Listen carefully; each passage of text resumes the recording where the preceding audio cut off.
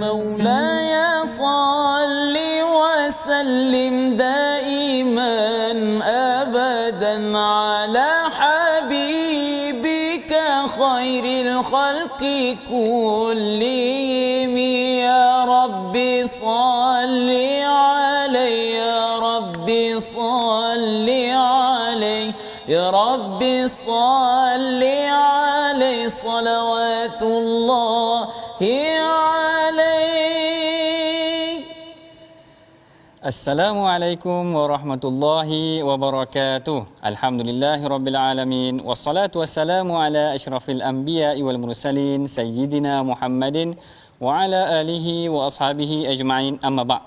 Apa khabar tuan-tuan, puan-puan yang berada di rumah sekalian? Mudah-mudahan semuanya masih lagi berada dalam keadaan yang bersemangat mempelajari hadis-hadis Nabi sallallahu alaihi wasallam. Seperti biasa, dalam rancangan My Hadis Time Rasulullah Suri Teladan, kita akan memilih satu hadis yang bersesuaian dengan helaian halaman muka surat Al-Quran dan kita akan huraikannya berdasarkan huraian daripada para ulama. Dan permulaan hadis ataupun permulaan perbincangan kita pada hari ini akan dimulakan dengan satu hadis yang mana Rasulullah sallallahu alaihi wasallam pernah mengucapkan rasa sayang baginda kepada Saidina Muaz bin Jabal. Sabda Rasulullah, Allah ya Muaz inni uhibbuka fillah. Rasulullah pernah mengucapkan kepada Muaz, wahai Muaz, aku sayang kepada engkau kerana Allah Taala. Lalu Rasulullah mengajarkan kepada Muaz satu hadis, kata dia, ya Muaz fakul fi kulli duburi salah, maka ucapkanlah satu zikir ini selepas daripada salat, Allahumma a'inni ala zikrika wa syukrika wa husni ibadatik.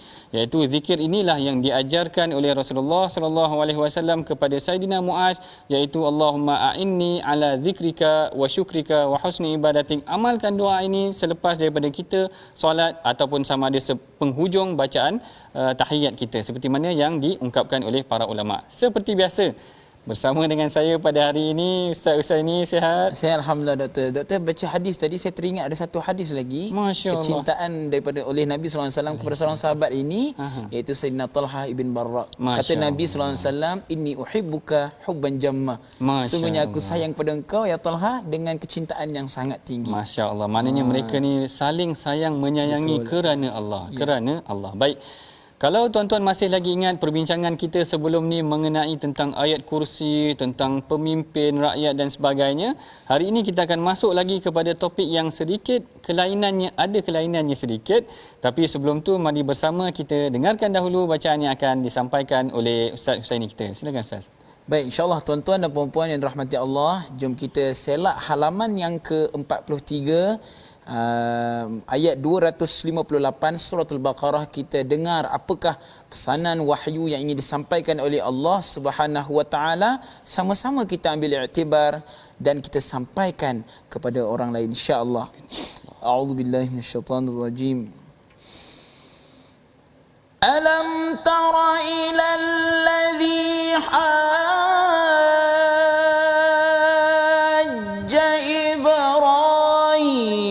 في ربه أن آتاه الله الملك إذ قال إبراهيم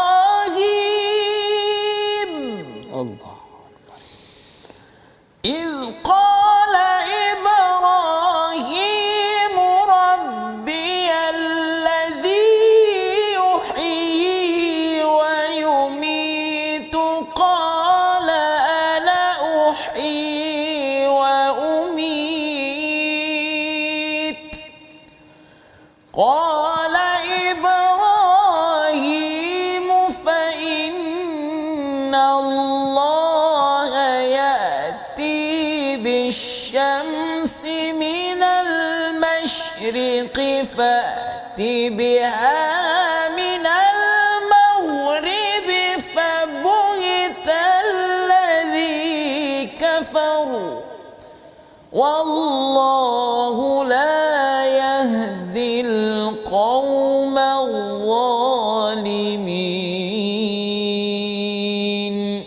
صدق الله العظيم. Sadaqallahul Azim. Begitulah tadi bacaan yang disampaikan oleh Ustaz Husaini daripada ayat 258 Suratul Baqarah, menceritakan mengenai tentang bagaimana Nabi Ibrahim berhujah dengan pemimpin ataupun dengan seorang daripada kaumnya, yang mana dia menceritakan tentang penghujahan bagaimana Allah Taala boleh menghidupkan mereka yang mati. Kemudian kalau kita perhatikan di dalam hadis ada juga Rasulullah menceritakan tentang Nabi Ibrahim. Apakah kisah ataupun perkara yang diceritakan oleh Rasulullah mengenai Nabi Ibrahim? Mari sama-sama tuan-tuan kita perhatikan slide kita pada hari ini yang menceritakan tentang hadis yang menceritakan tentang Nabi Ibrahim ketika mana diuji oleh di dalam kaumnya. Hadis ini diriwayatkan daripada Sayyidina Abdullah bin Abbas yang menyebutkan ani bin Abbas, hasbunallahu wa ni'mal wakil, qalaha Ibrahim hina ulqiya fin nar, wa qalaha Muhammadun sallallahu alaihi wasallam hina qalu innan nasa qad jama'u lakum fakhshawhum fazadahum imana wa qalu hasbunallahu wa ni'mal wakil. Maksudnya daripada Abdullah bin Abbas, beliau menyebutkan cukuplah Allah menjadi penolong bagi kami dan dia sebaik-baik pelindung. Kalimah ini diucapkan oleh Nabi Ibrahim, iaitu la hasbunallahu wa ni'mal wakil tadi, diucapkan oleh Nabi Ibrahim ketika baginda dicampak ke dalam api. Kalimah ini juga diucapkan oleh Nabi Muhammad sallallahu alaihi wasallam ketika orang-orang kafir berkata, orang-orang Quraisy telah mengumpulkan pasukan untuk menyerang kamu, kerana itu takutlah kepada mereka. Ternyata ucapan tersebut menambah kekuatan iman mereka dan mereka menjawab, cukuplah Allah menjadi penolong bagi kami dan dia sebaik-baik pelindung. Hadis ini diriwayatkan oleh Al-Imam Bukhari. Menarik hadis ni sebenarnya tuan-tuan, puan-puan, ada kesamaan antara Nabi Ibrahim dan Rasulullah sallallahu alaihi wasallam yang diceritakan dalam hadis ini. Mereka berdua diuji dan ada satu kalimah yang menyatukan mereka. Baik, perbincangan selanjut mengenai hadis dan perkataan ini akan kita teruskan selepas daripada ini. Jangan ke mana-mana. My Hadis Time, Rasulullah Suri Teladan.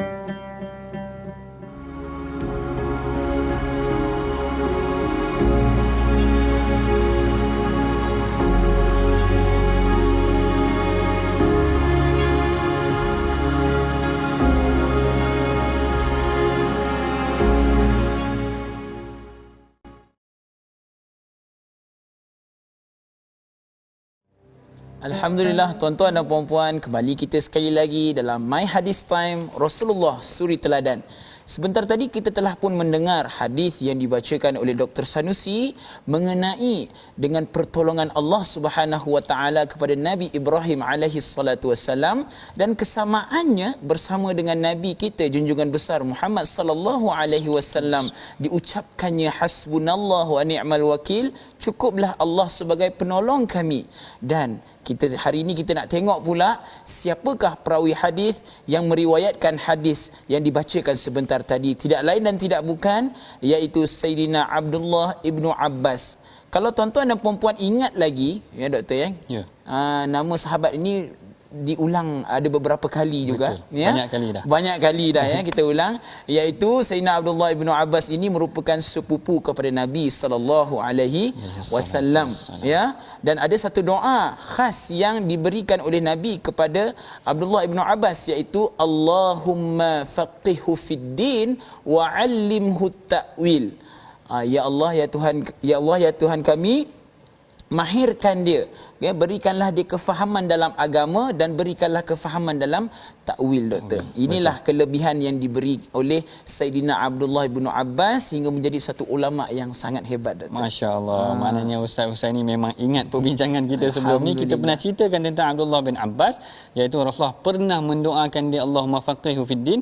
Kat sini juga kita pernah maklumkan ataupun ajak kepada tuan-tuan puan-puan, lihat bagaimana Rasulullah bila berada dengan kanak-kanak kecil, baginda mendoakan mereka. Maka tak salah kalau kita ada anak, kita ada cucu, kita doakan kepada mereka, Allahumma faqihhu fid din, mahirkan dia dalam urusan agama dan mahirkan dia dalam memahami ayat Quran. Sehingga berkat daripada doa Rasulullah tu menyebabkan dia lebih sikit pengetahuan tafsirnya berbanding dengan para sahabat lain. Mari sama-sama kita perhatikan tokoh perawi kita pada hari ini. Dalam slide yang kita sediakan ada 3 poin yang baru. Yang pertama adalah mengenai tentang beliau adalah anak kepada Al-Abbas bin Abdul Muttalib bin Hashim, iaitu sepupu Rasulullah sendiri. Yang kedua, beliau lahir 3 tahun sebelum hijrah. Dan beliau yang ketiganya berusia 13 tahun ketika Rasulullah wafat, ketika Rasulullah meninggal, maknanya beliau masih lagi sangat muda. Tetapi ada satu kelebihan yang ada pada beliau, beliau mempunyai maknanya ilmu tafsir yang sangat hebat, sehingga kan seingat saya dalam satu kisah Saidina Umar pernah mengambil dia dan bertanya pandangan kepada Abdullah bin Abbas, di mana ketika itu berada para sahabat yang besar-besar, tetapi Saidina Umar mendengar pandangan daripada budak kecil ni lah, budak kecil lagi pada waktu itu, kerana kehebatan ataupun pengetahuan dia yang tinggi dalam bidang pemahaman terhadap Al-Quran. Baik, yang ni mengenai tentang tokoh perawi kita pada hari ini. Mari sama-sama tuan-tuan kita masuk kepada topik perbincangan kita. Tadi kita dah cerita dah, Ustaz Usaini pun dah sebutkan tadi, ada beberapa doa yang diucapkan oleh para nabi ketika mereka diuji. Kalau dalam hadis tadi menceritakan tentang doa Rasulullah sallallahu alaihi wasallam ataupun zikir yang disebutkan oleh Rasulullah sama seperti zikir yang diucapkan oleh Nabi Ibrahim. Dalam hadis yang diriwayatkan oleh Imam Bukhari tadi menceritakan ketika mana Nabi Ibrahim dicampak di dalam api, beliau mengucapkan, baginda mengucapkan hasbunallahu wa ni'mal wakil. Yang ni adalah lafaz yang disebutkan. Begitu juga dengan Rasulullah sallallahu alaihi wasallam dalam perang Hamraul Asad. Kalau tuan-tuan pernah dengar nama perang ni, Ustaz Usaini pernah dengar Hamraul Asad? Saya first time dengar ni. First time dengar. Okey. Perang Hamraul Asad ini adalah perang yang berlaku selepas daripada perang Uhud. Maknanya Ustaz Usaini bayangkan, kita dah kalah perang. Kita dah kalah perang, jadi Rasulullah waktu tu rasa bimbang, apakah Quraisy akan datang balik menyerang kita ke ataupun bagaimana? Kerana takut nanti Quraisy datang balik menyerang kita, lagi berbahaya kepada Madinah. Sebab keadaan umat Islam waktu tu ramai yang telah tercedera. Jadi Rasulullah bertegas juga untuk keluar, dipanggillah beberapa sahabat yang lain, bahkan Rasulullah menegaskan tidak ada orang yang boleh keluar perang pada hari ini melainkan yang telah berperang dengan kami dalam perang Uhud. Maknanya Rasulullah nak mengasingkan golongan munafik ni tadi, takut-takut nanti golongan munafik ni akan menyusahkan umat Islam. Jadi Abdullah bin Ubay dah tanya dah, seorang ketua munafik dah tanya dah, Rasulullah kata tak boleh keluar melainkan mereka yang pernah berjuang dengan kami dalam perang Uhud itu saja. Lalu sampailah satu tempat yang disebutkan juga tadi ni Hamraul Asad. Maka kat sinilah waktu nak keluar tu tadi, golongan munafik ejek-ejek mereka, habislah engkau. Dia kata qad jama'u lahum fakhshawhum. Golongan munafik kata habislah engkau orang. Dia provoke, menakutkan dia orang. Jadi ketika itulah mereka berkata hasbunallahu wa ni'mal wakil. Maka memadailah kami dengan Allah sahaja, dianya adalah sebaik-baik wakil. Inilah doa yang diucapkan oleh Rasulullah, dan inilah yang seharusnya kita belajar. Dalam keadaan kesusahan kita berharap kebergantungan kita kepada Allah. Hadis ni kita ambil daripada Multazam, iaitu karya Al-Quran yang diterbitkan oleh Karya Bistari, yang menghimpunkan hadis-hadis pada setiap halaman Al-Quran yang berkaitan dengan topik yang kita bincangkan. Ada satu juga lagi saya nak kongsikan kepada tuan-tuan, hadis ataupun zikir yang diucapkan juga oleh Rasulullah ataupun Rasulullah ajar kepada sahabat mengenai tentang hadis tersebut. Tapi jangan ke mana-mana dahulu, kita akan sambung mengenai tentang hadis tersebut selepas daripada ini. My Hadis Time, Rasulullah Suri Teladan.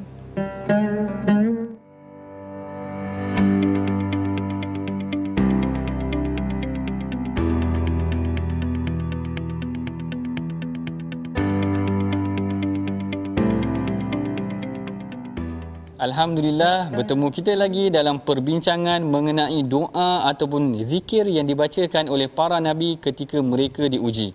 Tadi kita tengok ada kesamaan antara doa Rasulullah dengan doa Nabi Ibrahim.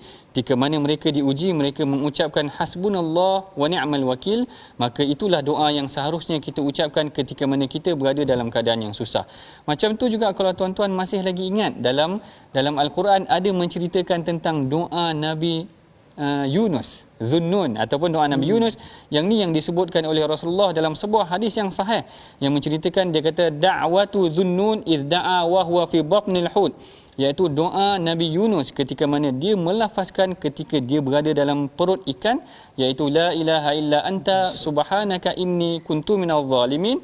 Lalu Rasulullah berkata fa innahu lam yad'u biha muslim rabbahu fi syai'in qad illa istajabulah. Maknanya tidak ada seorang hamba yang mengucapkan doa ni Ustaz Husaini, melainkan kalau dia mengucapkan dengan penuh kesungguhan, Allah Ta'ala akan memperkenankan doa dia. Mana kata apa doktor kalau kita mengalami apa-apa kesusahan, inilah doa-doa yang diajarkan oleh Nabi kita sallallahu alaihi wasallam. Tadi kita dah cerita yang pertama hasbunallah wa ni'mal wakil diucapkan oleh Nabi Ibrahim dan juga Rasulullah. Yang diucapkan keduanya Rasulullah ceritakan dalam riwayat yang sahih menceritakan doa Nabi Yunus pula, la ilaha illa anta subhanaka inni kuntu minadh zalimin. Ada disebutkan dalam Quran, ada juga disebutkan dalam hadis. Rasulullah kata siapa yang mengucapkannya illa stajabalah. Dia kata fa innahu lam yada' biha muslim rabbahu fi syai'in illa yustajabulah, ataupun illa stajabalah. Maknanya mereka yang mengucapkan doa ini mereka akan diperkenankan doa mereka. Menarik sebenarnya doa-doa para nabi ni untuk kita amalkan. Betul. Baik, dalam situasi kita pada hari ini, Masya Allah, kita dilanda dengan pelbagai ujian, COVID, pandemik dan sebagainya. Maka kalau dalam situasi ini, bagaimana kita boleh amalkan zikir-zikir ni Ustaz? Apa keadaan yang sepatutnya kita baca ataupun amalkan? Dan inilah panduan yang ditunjukkan oleh Nabi kita sallallahu alaihi wasallam.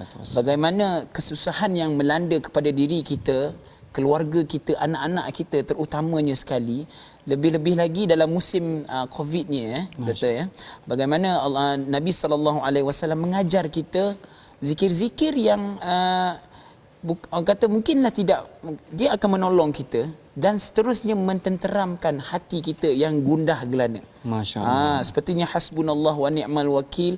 Dan bagaimana pula kalau kita ini dianiaya pula oleh orang kata yang besar kan sebagainya. Doa itu juga diajar oleh Nabi sallallahu alaihi wasallam, ataupun doa itu daripada Nabi apa tadi? Nabi Yunus. La ilaha illa anta subhanaka inni kuntu minadh zalimin. Biasakan dalam kehidupan sehari. Masya-Allah. Baik, sebenarnya menarik doa-doa yang diajarkan oleh Rasulullah. Kalau kita perhatikan doa ni macam tak berbentuk doa sebab dia tak ada ya Allah, dia tak ada Allahumma. Sebenarnya ini yang menariknya tentang lafaz-lafaz doa yang dibaca oleh para nabi, dia menunjukkan keterikatan yang sangat kuat antara hamba dengan Tuhan.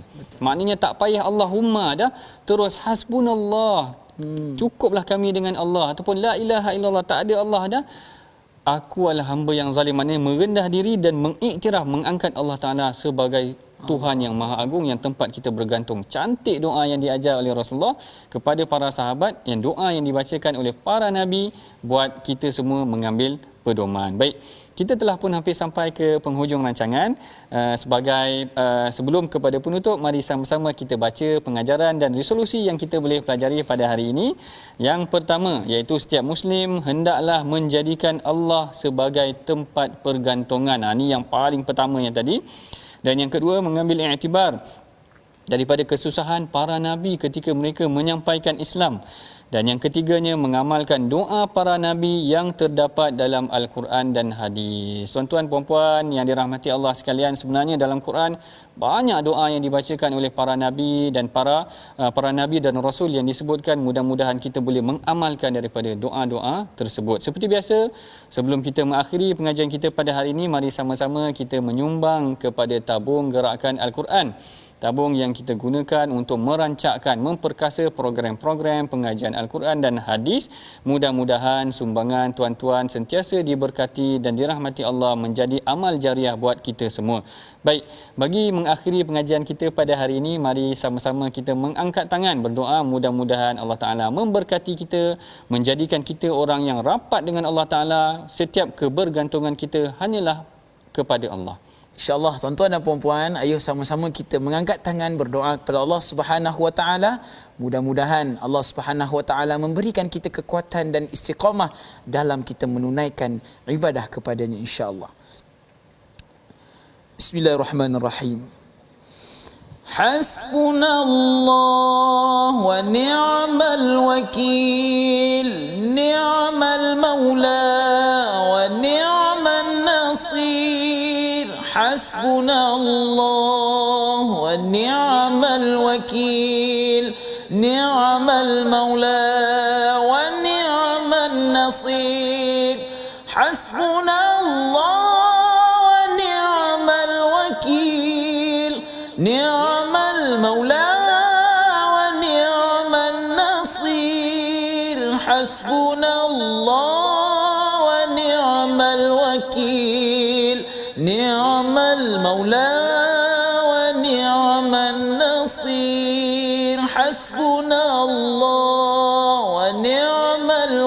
الوكيل نعم المولى ونعم النصير حسبنا الله ونعم الوكيل نعم المولى